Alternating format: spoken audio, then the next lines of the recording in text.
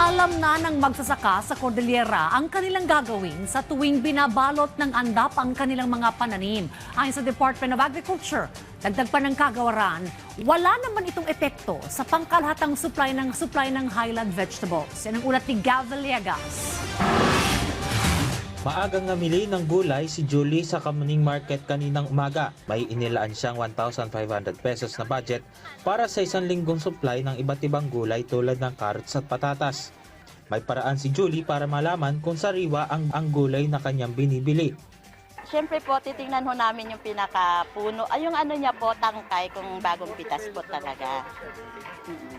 At saka kung saan po galing yung gulay na yun. Sa pinakauling price monitoring, nasa 95 pesos kada kilo ang presyo ng repolyo.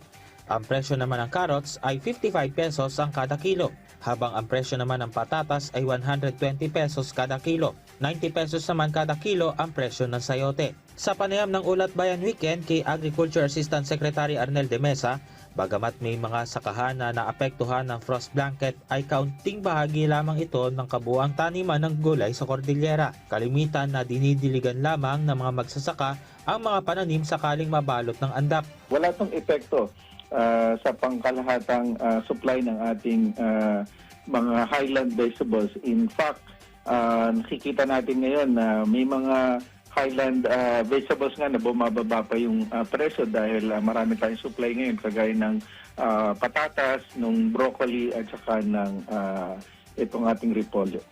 Ayon naman sa vendor na si Ariel, hindi lang nanggagaling ng Cordillera ang mga gulay na dumadating sa Kamuning Market.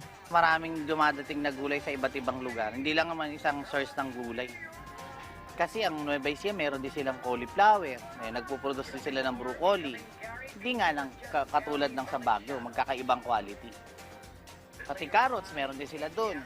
Kung makakapag-produce ka sa ibang lugar, di mas maganda kasi maraming pagkukunan. Gav Villegas para sa Pambansang TV sa Bagong Pilipinas.